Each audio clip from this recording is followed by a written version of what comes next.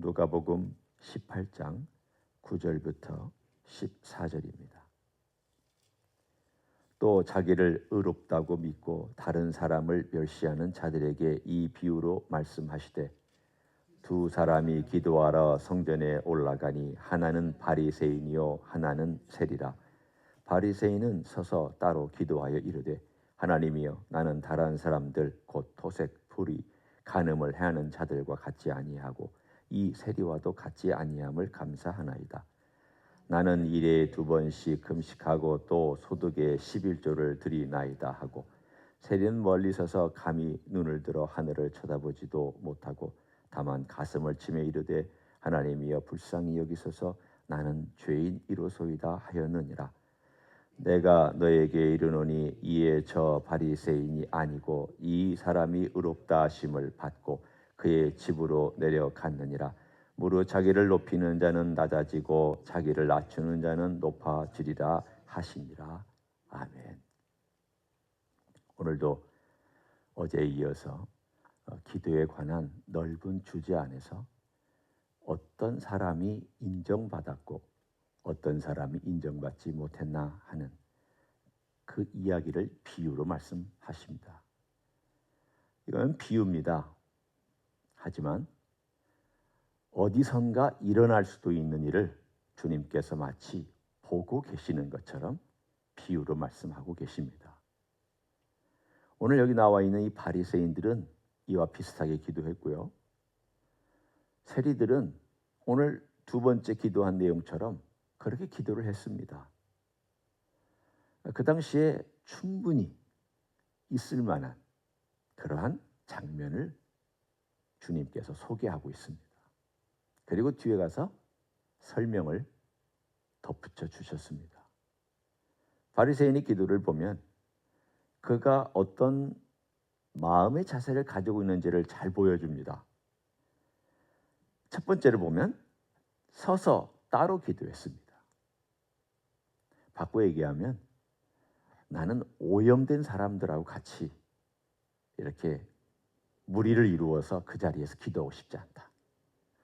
그래서 아마도 양해하고 들으세요. 이 공간이 이렇게 있다면 요 맨 앞에 저쪽 사람들이 별로 없는 맨 앞에 와서 손을 딱 들고 기도를 했을 겁니다. 여러분 중세시대에나 옛날 성전이 있을 때에나 여러분 이렇게 앉는 자리가 없습니다. 중세시대에도 예배는요 앉아서 예배 드리는 법이 절대 없습니다. 다 서서 드립니다. 이 공간은 성직자의 공간이고요. 그 뒤가 다 일반 평신도들이 서서 예배를 드리는 곳이었습니다. 그러니까 이 사람은 성전에 아마 맨 앞쪽 그 이방인의 뜰이 있고 여인의 뜰이 있고 그 다음에 남자들의 뜰이 있습니다. 각각 다 구분되어 있는데 이 남자들이 들어올 수 있는 유대인 남자들이 들어올 수 있는 공간에 아마도 맨 앞에 한쪽에서 사람들이 자기 오염시킬까 봐 따로 서서 손을 들고 아마도 기도했을 겁니다. 뭐라고 기도했냐면 하나님이여 나는 다른 사람들 곧 토색, 불의, 간음을 하는 자들과 같지 아니하고 그리고는 이 세리 지금 이 세리는 그와 함께 기도하고 있는 어떤 세리를 얘기하고 있습니다. 같지 아니함을 감사하나이다. 이 사람은 하나님을 바라보고 있습니까? 아니면 사람을 바라보고 있습니까? 이 사람은 하나님 앞에서 기도하고 있습니까? 아니면 사람 앞에서 들으라고 기도하고 있습니까? 들으라고 기도하고 있는 거죠. 사람들이 들으라고. 내가 어떤 사람인지. 따로 서서 기도는 하고 있지만 사람들이 들을 수 있게 그는 또박또박 기도하고 있습니다. 그러면서 또 말하기를 세 번째로 나는 일에 2번씩 금식하고 이거 바리새인들이 하던 습관입니다. 일주일에 2번 금식했습니다. 우리는 따라갈 수 없는 열심입니다. 여러분 일주일에 2번 금식하세요? 하루 종일? 한 끼도 힘들잖아요. 그렇죠? 우리 저기다 사인해서 함께 합시다. 그것도 우리는 어떨 때는 잊기도 하지만 내가 이날 해야 되나? 저날 해야 되나? 어느 날 해야 내가 조금 더 이렇게 잘 할 수 있을까? 고민하잖아요. 이 사람들은요, 일주일에 2번 또박또박 금식했습니다. 경건하게 금식했습니다. 그러니까 일반 사람들이 볼 때는 우리는 그 사람 근처에도 못 가. 그 사람은 정말 별나게 하나님을 사랑하는 사람들이야. 그러니까 이 사람들은 인정해 줘야 돼.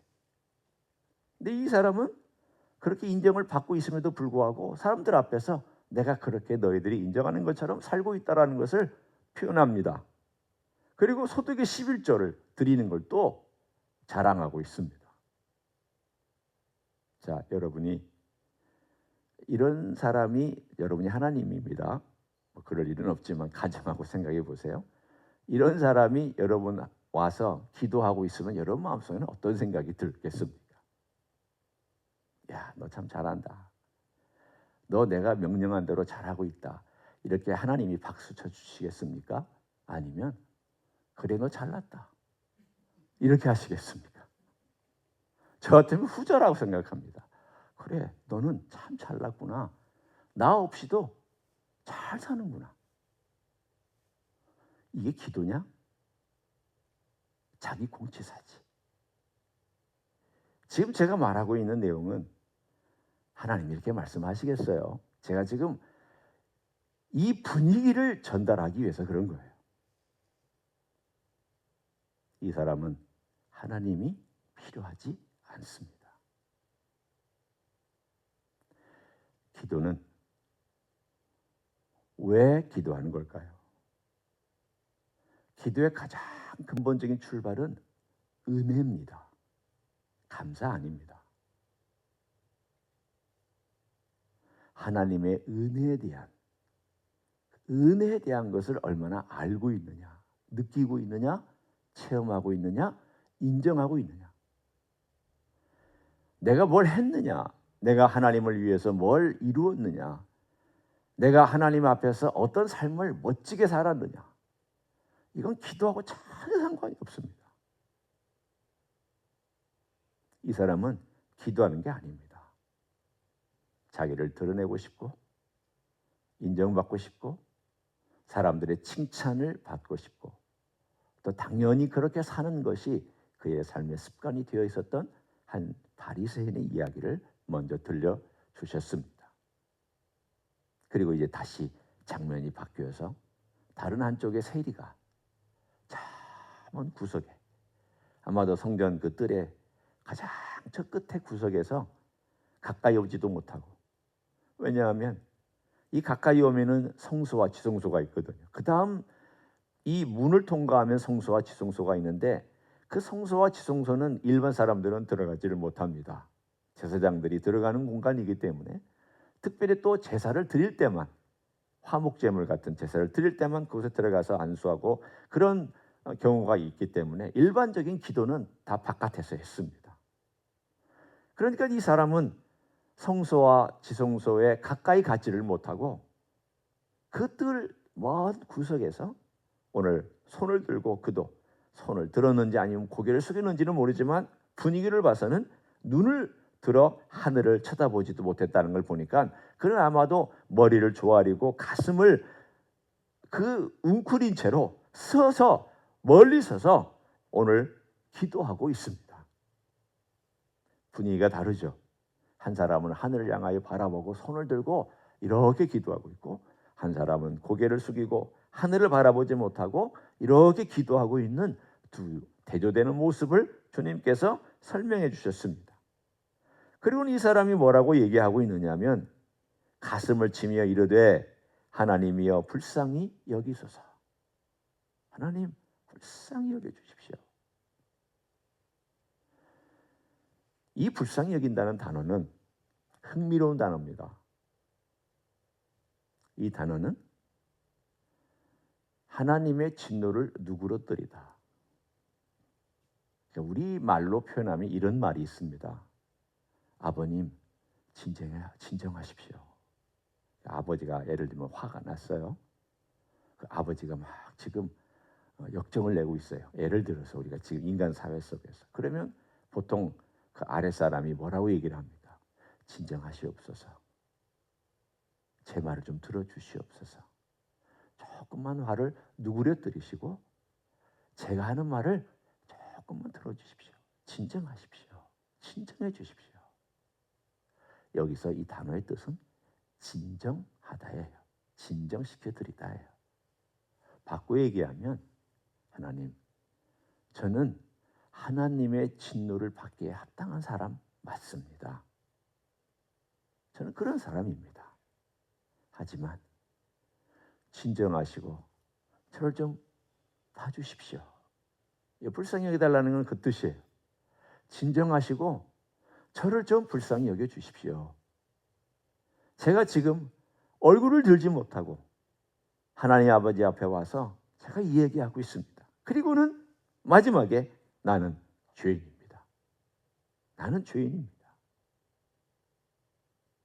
바리새인과 다르게 그는 하늘을 못 보고 기도하며 그는 바리새인과 다르게 하나님 앞에서 자기가 얼마나 부끄러운지 죄인인 것을 알고 그뿐만이 아니라 그는 용서를 구하고 있습니다. 은총을 구하고 있습니다. 불쌍히 여겨달라는 것은 하나님이 자기에게 아직 은총을 베풀지 않았기 때문에 그 은총을 간절한 마음으로 기도하고 있는 내용입니다. 기도는 하나님의 은총에서부터 출발하고 하나님의 은총으로 끝납니다.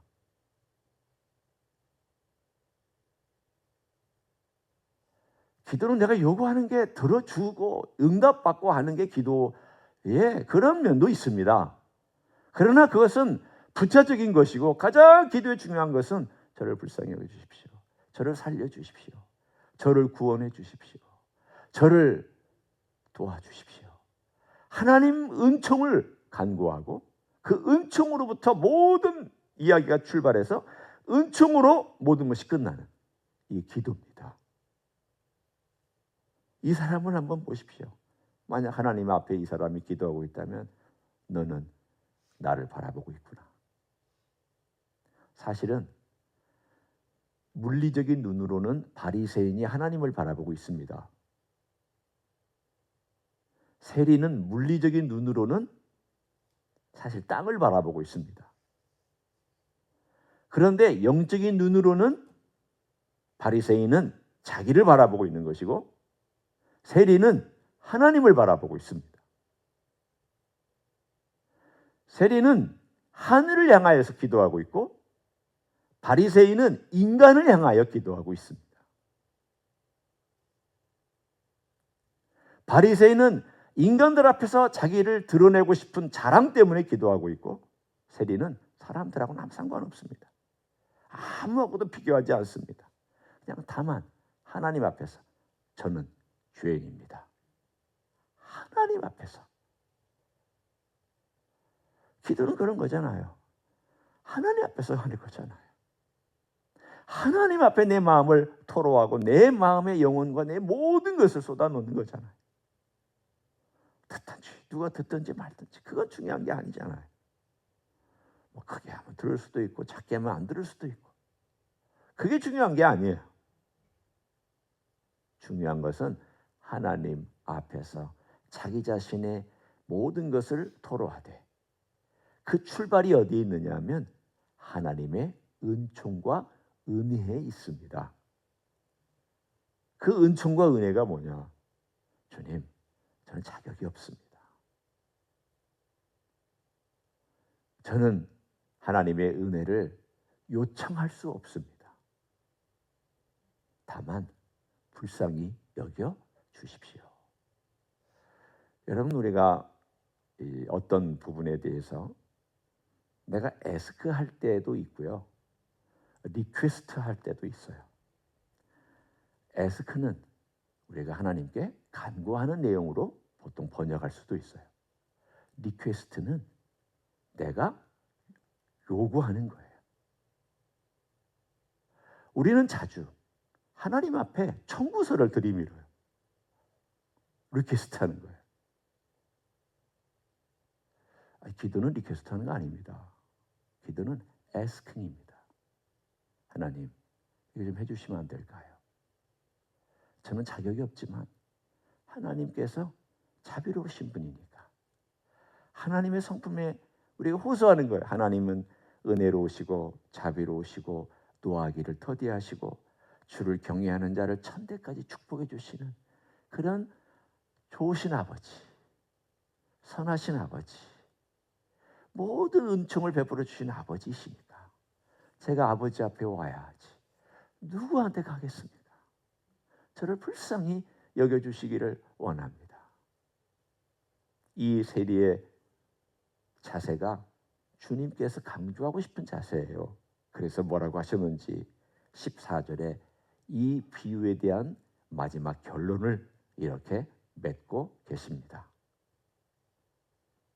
내가 너희에게 이르노니, 이제 주님께서 마지막 결론을 맺어주신 거예요. 이에 저 바리새인이 아니고 이 사람이, 이 세리가 그 뜻이죠, 의롭다 하심을 받고 그의 집으로 내려갔느니라. 여러분, 의롭다 하심을 받았다라고 하는 칭의의 개념은 사도 바울이 만들어낸 게 아니에요. 로마서가 주장하고 있는 독특한 개념이 아니에요. 갈라디아서에서 얘기하고 있는 독특한 개념이 아니에요. 그것은 예수님께서도 이미 말씀하셨어요. 다만 예수님은 신학적인 표현들을 안 쓰셨을 뿐이에요. 그냥 일상 용어에서 말씀해 주셨어요. 다 알아듣게. 이 비유를 통해서 모든 사람들이 다 듣고, 맞아, 세리가 의롭다 하심을 얻었구나, 이해하셨잖아요. 로마서가 아니어도 여러분 칭의가 뭔지 이해하셨잖아요. 예수님은 이런 분이에요. 이런 비유를 통해서 다 설명해 주셨어요. 복음서를 읽으면 이 복음서 안에 로마서가 있고, 이 복음서 안에 고린도전서가 있고, 이 복음서 안에 다 있습니다. 나머지 것들은요, 이 예수 그리스도의 복음서를 연장선에서 사도 바울과 또는 베드로가 우리들에게 그 시대에 맞게 또 설명해 준 거예요. 가장 기본은 어디에 있느냐? 복음서에 다 있어요. 그 모든 것들은 다 들어 있습니다. 오늘 예수님 말씀하셨습니다. 누가 하나님의 인정을 받고 누가 하나님의 의롭다 하심을 얻었느냐? 이 사람은, 바리새인은 의롭다 하심을 얻지 못했다. 왜냐하면 그는 자기 의로 충만했기 때문이다. 의롭다 하심을 얻는 것은 선물이다. 내가 만들어내는 게 아니다. 사람이 만들어내는 게 아니다. 사람이 자기의 행위로 만들어내는 것이 아니다. 이건 하나님이 주는 선물이다. 하나님이 인정해 주셔야 되고 하나님의 은총을 받아들이는 사람이, 그 사람이 진짜 옳다함을 받은 사람이다. 오늘 이것을 우리의 삶에 적용하기를 원합니다. 우리가 하나님 아버지 앞에 나왔을 때에는 하나님의 은총 외에는 다른 것을 기대하셔도 안 되고요. 하나님의 은총만이 나의 모든 것이라는 이 간절함으로, 내 마음속에 이것 외에는 다른 것이 존재할 수 없다라고 하는 그 절실하고 목마름으로 주님께 간구하는 사람, 그 사람은 채워집니다. 그러나 바리새인 같은 약간의 그런 마음이 있는 사람, 누군가를 보고 정죄하고 싶고 자랑하고 싶고 비교하고 싶고 또는 누군가 때문에 괴로워하고 그러면 기도가 안 되잖아요. 기도 안 될 수밖에 없어요. 물론 억울함을 당하면 호소할 수는 있어도 우리가 하나님 아버지 앞에 이런 마음 달라고 하나님의 은혜를 간구하고 절실한 마음으로 이 은혜 앞에 서서 세리와 같은 마음으로 주님 없이 못 삽니다. 주님만 저의 모든 것 되십니다. 라고 그렇게 고백하면 주께서 아름다운 것들로 은혜로 채워 주실 줄 믿습니다. 그렇게 오늘도 기도하시는 여러분 되시길 예수님의 이름으로 간절히 축원합니다. 기도하겠습니다. 주님, 죄인인 인생을 용서해 주셔서 하나님 백성 만들어 주신 것을 감사합니다. 설 자격도 없습니다. 고개를 들 자격도 없습니다. 부끄러워서 그리고 수치스러워서 주님의 빛 앞에서 감히 쳐다볼 수도 없습니다. 그렇지만 주님의 빛은 우리를 감싸 안아주는 빛이요, 주님의 은혜는 우리를 받아주시는 은혜요, 주님의 용서는 죄인을 용서해 주시는 은혜요, 주님의 긍휼하심은 불쌍히 여겨달라고 간청하는 사람 앞에 흘러내리는 은혜인 줄로 믿습니다. 주여 간구합니다. 오늘도 기도합니다. 주님의 은혜 없이는 살 수 없는, 주님 앞에 서 있는 불쌍히 여겨달라고 기도하는 사랑하는 종들의 기도를 하늘에서 들으시고 응답하여 주시기를 원합니다. 이 자리에 기도하는 종들의 기도를 들으시며 우리 하나님 아버지 놀라운 축복으로 함께하여 주시옵소서. 이제는 우리 구주 예수 그리스도의 은혜와 하나님 아버지의 극진하신 사랑과 성령 하나님 교통하심의 역사가 오늘도 하나님 아버지 앞에 와서 주의 은총을 구하며 그 은혜만이 살 길이고 그 은혜로 오늘도 기도하고 은혜로 시작하고 은혜로 하루를 마감하기를 소원하는 이 자리에 참여한 모든 종들 위에와 주임지 히스교회 위에와 이민교회들과 한국교회들과 선교사님들 위에 이제로부터 영원히 함께 하실지어다. 아멘.